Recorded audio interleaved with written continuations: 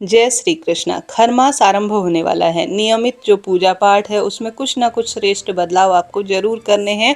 कौन से नियम हैं जो पूजा पाठ के बदल जाते हैं खरमास में, और साथ ही तुलसी पूजन के नियमों में भी बहुत सारे बदलाव इस खरमास में देखे गए हैं। आप सब जानते होंगे, हमारे इष्ट पितृ देवी देवताओं का पूजन स्थान हमारे घर का मंदिर होता है, और खरमास के दौरान विशेष आराधना करने से पंच देवी देवताओं की असीम कृपा होती है। खरमास समापन होते ही अगर आप इन कार्यों को करना शुरू करते हैं तो निश्चित रूप से पितृ देवता और हमारे पंच देवी देवता प्रसन्न होंगे। आपके जीवन में खुशियों के सुंदर मुहूर्त बनेंगे, और साथ के साथ आपके घर में निश्चित रूप से खुशियों का आगमन होगा। रोग दोष कष्ट संकट पीड़ा का सदा सर्वदा निदान होगा। खरमास 2025 में इस बार 16 दिसंबर से शुरू है और 14 जनवरी 2026 तक यह रहने वाला है। आप जानते होंगे इस दौरान धनु संक्रांति का समय होगा। इस दिन अर्थात 16 दिसंबर को सूर्य भगवान धनु राशि में प्रवेश करेंगे। धनु संक्रांति पुण्य काल सबसे सुंदर रूप में, क्योंकि संक्रांति पर सूर्य देवता राशि परिवर्तन करते हैं, ऐसे में पुण्य काल का समय सुबह 7:07 से 12:16 के आसपास रहने वाला है। इस पुण्य काल में अगर कोई दान पुण्य किया जाए तो अद्भुत लाभ मिलता है। आप जानते होंगे पंच देवी देवताओं में सूर्य भगवान है, श्री नारायण है, गणेश जी महाराज है, माता दुर्गा और महादेव है। यह पंच देवी देवता सबसे विशेष हमारे जीवन को सार्थक करते हैं। इन्हीं की जो स्वरूप होते हैं वह अन्य देवी देवता माने जाते हैं। नियमित रूप से आप सभी सर्दी में इस बात का ध्यान रखें, जो आप पूजा पाठ के लिए अपने घर के मंदिर में जैसे जप करते हैं या आप कोई सरल सी पूजा करते हैं शाम के समय, तो आप वस्त्र जो है एक अलग से बनाइएगा। जैसे आपने देखा होगा प्राचीनतम समय में घर पर जो बड़े बूढ़े होते हैं या तो वह धोती पहनते थे या गाउन इत्यादि का प्रयोग करते थे। वह वस्त्र अपने आप में स्वच्छ होता था, क्योंकि उसमें लैट्रिन बाथरूम इत्यादि नहीं जाते थे। कहने का अर्थ है शौच इत्यादि कर्म से वह जो कपड़ा था वह दूर रहता था। और जो नियमित रूप से हम 10 लोगों को छूते हैं, किसी न किसी स्वरूप में लैटबाज जाते हैं, तो वह अपवित्रता की श्रेणी में भी आ जाता है।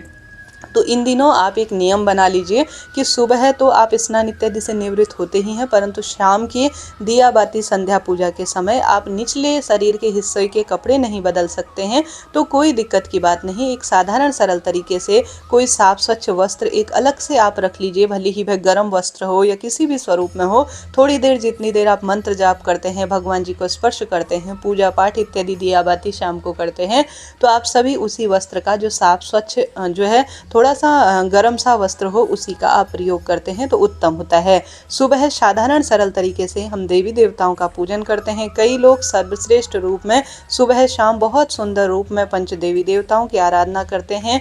अगर आप कोई बड़े विशेष स्वरूप में पंच देवी देवताओं का पूजन आराधना नहीं कर सकते हैं, कोई दिक्कत की बात नहीं है। आप साधारण सरल तरीके से दिन बार के हिसाब से देवी देवताओं की स्तुति और उनका ध्यान करते हैं या दिन के हिसाब से आरती करते हैं, तो यह भी सुखद माना जाता है। हमेशा संध्या पूजा कोशिश करें शाम को प्रदोष काल अर्थात हल्का सा अंधेरा हो, हल्का सा रोशनी रहे, उस समय दिया बाती करना सबसे श्रेष्ठ कार्यों में माना जाता है। सुबह तो ब्रह्म मुहूर्त है ही, इसके लिए ब्रह्म मुहूर्त में ना कर सके तो आप 10 बजे तक, कम से कम 9, साढ़े 9, 10 बजे तक अपनी पूजा को पूर्ण कर लीजिए। उसके बाद भगवान का विश्राम का समय होता है, उसके बाद पूजा ज़्यादा श्रेष्ठ और फल देने वाली नहीं होती है। तो चीज़ों को नोट करते हुए चलिएगा।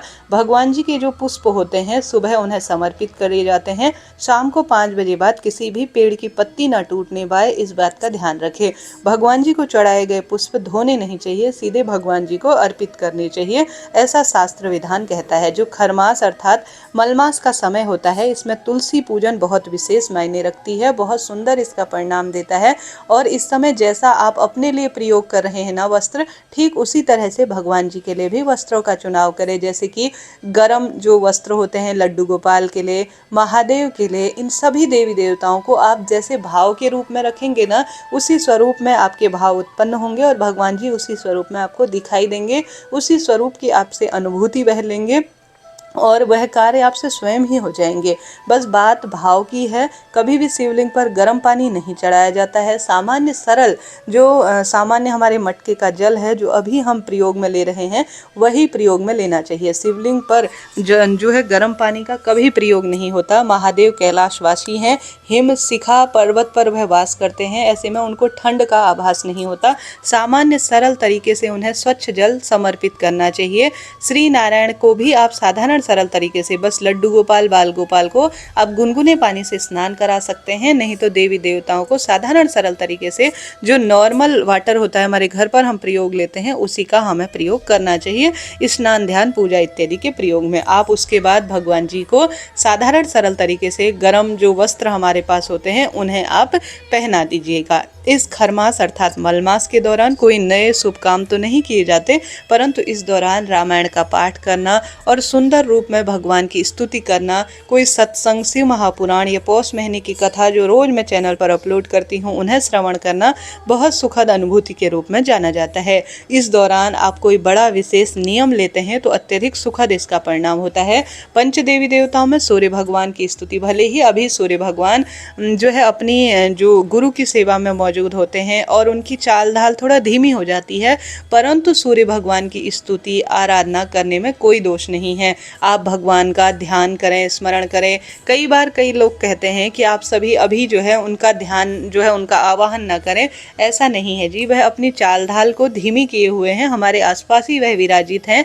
ऐसी स्थिति में उनका स्मरण करना, ध्यान करना, उनके निमित्त आदित्य हृदय स्रोत का पाठ करना, जल के लोटे में लाल चंदन, अक्षत और पुष्प डालकर सूर्य देवता के 12 नाम का ध्यान करते हुए सूर्य भगवान को जल चढ़ाना प्रखर बुद्धि देता है, आत्मविश्वास जीवन में बढ़ता है, रोग दोष कष्ट संकट पीड़ा से इससे मुक्ति होती है, सांसारिक बंधन कटते हैं और ओजस्व तेजस्व जीवन में प्रभावी रहता है। तो सूर्य भगवान की आराधना, भले ही सूर्य भगवान दिखाई दे या ना दिखाई दे, आपको रोज नियमित रूप से बस उनका पूजन, ध्यान, स्मरण जरूर करना चाहिए। इस महीने रविवार के व्रत किए जाते हैं, पूस के रविवार इन्हें कहा जाता है।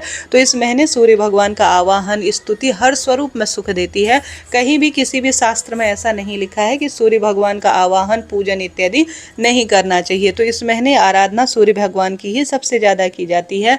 खर मास में इसके पश्चात की जाती है पूजा सूर्य श्री नारायण की, जो कि अपने आप में श्रेष्ठ परिणाम देते हैं। इस महीने जितना संभव हो श्री नारायण के मंत्रों का जाप करें। महादेव की स्तुति हर दिन को सफल बनाती है और नवग्रहों की दशा सुदृढ़ करती है। और श्री गणेश जी महाराज और माता रानी का तो सबसे सुंदर स्तुति हर दिन पुत्र, विवाह, नौकरी, रोग, कर्ज इत्यादि की मुक्ति के लिए कहा जाता है। आप सभी ज्यादा कुछ बड़ा विशेष हवन पूजन नहीं कर सकते हैं, तो अपने घर के मंदिर में इन पंच देवी देवताओं के विग्रह स्वरूप को जरूर रखें। किसी लाल वस्त्र या पीले आसन पर इन्हें विराजित कर आप पंच देवी देवताओं का ध्यान, स्मरण जरूर करें। इन पंच देवी देवताओं की आरती, जैसे सोमवार के दिन आप शिव जी की आरती गा सकते हैं, मंगलवार के दिन हनुमान चालीसा या हनुमान जी की आरती गा सकते हैं क्योंकि महादेव की ही वह स्वरूप है। बुधवार के दिन गणेश जी महाराज की आप आरती गा सकते हैं और हरे रंग के वस्त्रों का प्रयोग कर सुंदर रूप में हरी चीजों का दान कर सकते हैं। गुरुवार के दिन श्री नारायण का दिन है, तो ओम जय जगदीश हरे इस आरती का गायन आप कर सकते हैं और पीली वस्तु का दान कर सकते हैं और पीले रंग का प्रयोग कर सकते हैं। शुक्रवार के दिन माँ दुर्गा भवानी अर्थात माँ लक्ष्मी का स्वरूप है, तो दुर्गा माता की आरती कर सकते हैं। शनिवार के दिन आप कोई भी आरती कर सकते हैं, जैसे कि महादेव की आरती, हनुमान जी की आरती। रविवार के दिन सूर्य नारायण भगवान की स्तुति और उनकी जो है आरती इत्यादि आप एक आरती के साथ जरूर गा लीजिएगा। नियमित रूप से भी अगर ओम जय जगदीश हरे इस आरती का गायन किया जाए तो इसमें जो है सुंदर रूप में सभी देवी देवता प्रसन्न हो ही जाते हैं। इसके साथ साथ आप दिन बार के अनुसार, जैसा मैंने बताया, सोमवार से चलते हुए पंच देवी देवता हमारे इन जो है 7 दिनों में आ ही जाते हैं, तो दिन बार के अनुसार उनकी आरती आप गाते हैं तो अनंत गुना लाभ मिलता ही है। तो इस तरह से आप इस महीने अपनी दिनचर्या रखें। इसके साथ साथ तुलसी पूजन भाग्य बदलता है। इस समय सर्दी आगमन पर है, अपने घर पर जो तुलसी है, सभी को बहुत अधिक तुलसी में जल देने की आवश्यकता नहीं, थोड़ा थोड़ा भी तुलसी में जल दे देते हैं तो भी यह पर्याप्त रहता है। तुलसी की जड़ें इन दिनों खराब होने की आशंका बनी रहती है, क्योंकि एक तो सर्दी बहुत अधिक पड़ रही होती है और जो है पाला अर्थात जो हमारे तुलसी को गलाने का कार्य कर देता है, ठंडक का सा कार्य कर देता है। तो अगर आप तुलसी में बहुत अधिक जल डालते हैं तो यह श्रेष्ठ नहीं होता। थोड़ा एक व्यक्ति जल अर्पित कर दे तो ही सर्वश्रेष्ठ होता है। पूर्व या उत्तर दिशा की ओर ही तुलसी का गमला होना चाहिए और सूर्य की रोशनी तुलसी पर आप डालते हैं या तुलसी पर सीधे जो है सूर्य भगवान की रोशनी जाती है तो बहुत सुंदर इसका परिणाम मिलता है। तो आप पूर्व या उत्तर दिशा की ओर आपको तुलसी का पौधा रखना है। ध्यान रहे दक्षिण दिशा की ओर यम योग बनाता है, तो आपको दक्षिण दिशा की ओर तुलसी का पौधा नहीं रखना है। नियमित रूप से जैसे कि किसी गुरुवार को, किसी द्वादशी पर आपको तुलसी में एक चुटकी दूध और हल्दी जरूर डालनी चाहिए। इससे तुलसी माता पोषित होती हैं और आपको खूब खूब आशीर्वाद देती हैं। कभी भी किसी भी शास्त्र में यह नहीं लिखा है कि मंगलवार के दिन तुलसी में जल नहीं चढ़ाना चाहिए। यह सिर्फ झूठ की माया है जो लोगों द्वारा फैलाई गई है। सिर्फ एकादशी और रविवार को तुलसी में जल नहीं चढ़ाया जाता और शाम 5 बजे बाद तुलसी में जल नहीं चढ़ाया। बस इसी बात का ध्यान रखें। बस थोड़ा थोड़ा रोज तुलसी में जल चढ़ाएं। तुलसी के आसपास बिल्कुल भी जूते, चप्पल इत्यादि नहीं रखने हैं, इस बात का भी आपको ध्यान रखना है। तुलसी माता पूजित है। जिस घर में तुलसी लहलहाती अवस्था में होती है उस घर में सौभाग्य बढ़ता है। तो पंचदेवी देवताओं के साथ साथ एक पौधा जो घर पर बड़ी आसानी से हमें रखना है वह है तुलसी का, और घर के द्वार पर ही तुलसी रखनी चाहिए। घर के द्वार पर केले का पौधा नहीं लगाना चाहिए, बेलपत्र पौधा कभी नहीं लगाना चाहिए। बस तुलसी का पौधा रखें। फलदार या अनार के पेड़ तुलसी के आसपास रखे जाएं, या दुर्वा रखी जाए, या वो दुर्वा का पौधा रखा जाए तो बहुत सुंदर इसका परिणाम मिलता है। तो आप सभी इन चीज़ों का ध्यान रखें। श्री नारायण भले ही आप 56 भोग उन्हें समर्पित करें, परंतु वह तुलसी के साथ ही अपना भोग स्वीकार करते हैं। तुलसी भाग्य बदल देती है और सौभाग्य में वृद्धि करती है। हार रहे हैं, दुख पा रहे हैं, तो तुलसी पूजन सौभाग्य देती है। एक तुलसी के साथ साथ दूसरी तुलसी हमेशा घर में होनी चाहिए। एक तुलसी रोज पूजित हो, दूसरी तुलसी हमेशा भगवान को भोग इत्यादि या स्वयं औषधि के रूप में प्रयोग लेनी चाहिए। तो इस बात का आप ध्यान रखें। हमेशा भूल चूक के लिए क्षमा प्रार्थी हो। मंदिर में जो तुलसी, एक जल का लोटा आपको रोज रखना है। रोज सुबह शाम दिया बाती करनी है। मासिक धर्म की स्थिति रहती है, कोई ऐसी परेशानी है तो बच्चों से कहें कि वह घर के दरवाजे, तुलसी में, घर के मंदिर में और घर की रसोई में इन स्थानों पर रोज दिया बाती करें। बहुत सुंदर इसका परिणाम मिलता है। खरमास के दौरान हमेशा काले तिल, गर्म वस्तु का दान आपको करना चाहिए। खरमास के दौरान आप सभी को लाल रंग की चीज़ें जैसे तांबा, माचिस, लाल आसन, नमक का एक पैकेट, गेहूँ, यह सूर्य भगवान से जुड़ी हुई चीज़ें होती हैं। खरमास में अपने बच्चों के हाथ का स्पर्श कर कर या स्वयं से भी आप इन चीज़ों का दान करते हैं तो बहुत सुंदर इसका परिणाम मिलता है। कोई महिला एक कार्य करती है तो पूरा परिवार इसका सुख प्राप्त करता है। तो तुलसी पूजा का नियम आपको रोज लेना है। तुलसी में लाल पीला वस्त्र ढक कर रखना है। बहुत विशेष तौर पर इस बात का ध्यान रखना है कि तुलसी में कभी भी अमावस्या के दिन और पूर्णिमा के दिन, अष्टमी के दिन तुलसी तोड़ी नहीं जाती, शाम को नहीं तोड़ी जाती। इस बात का ध्यान रखें। बस आप सभी को रोज तुलसी में दिया बाती करनी है। रविवार के दिन और एकादशी के दिन भी तुलसी में दीपक लगाना है, जल नहीं चढ़ाना। बस इस बात का ध्यान रखिए। ओम तुलसी देवे नमो नमः कहते हुए तुलसी पूजन करने से वास्तु दोष मिट जाता है। गृहस्थ जीवन में अपने घर के कर्तव्यों का पूर्ण रूप से निर्वाह करना ही सबसे बड़ी पूजा है। बस पंच देवी देवताओं का ध्यान कर कर, दिया बत्ती कर कर, अपने घर के मंदिर में भोग प्रसाद समर्पित कर कर, सुंदर रूप में भगवान के गीत अपने मोबाइल में मंत्र इत्यादि स्वयं गुनगुनाते हुए या मोबाइल में चलाते हुए साधारण सरल सी पूजा पंच देवी देवताओं की जाए। उनकी जो है आराधना की जाए। देवताओं और पितरों के निमित्त दीपदान किया जाए।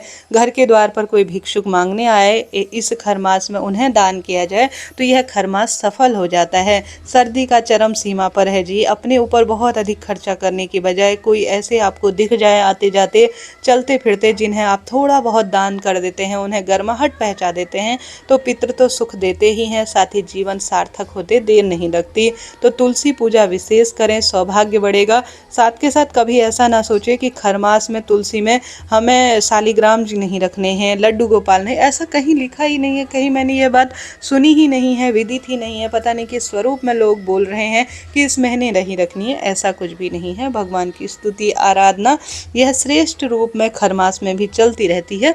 बस आपको कोई शुभ काम नहीं करने हैं इस दौरान। जैसे कि आपको पहली बार कहीं गौना कराना हो बहन बेटियों का तो उसमें नहीं करना। गृह प्रवेश नहीं होते इस दौरान। किसी व्रत का उद्यापन नहीं होता। कोई नया व्रत नहीं किया जाता। भूमि पूजन नहीं किया जाता। वाहन नहीं खरीदना होता है। बस इन किन चीज़ों का ध्यान रखना होता है। भगवान की पूजा में ज़्यादा जो है सोचने समझने की आवश्यकता नहीं, जैसी पहले से करते आ रहे हैं उसी स्वरूप में करें। बस सर्दी की सेवा हमें अपने प्रभु जी को देनी है, बस यही पर्याप्त है। आशा है, उम्मीद है आप समझे होंगे। एकादशी व्रत निश्चित रूप से खर मास में किया जा सकता है।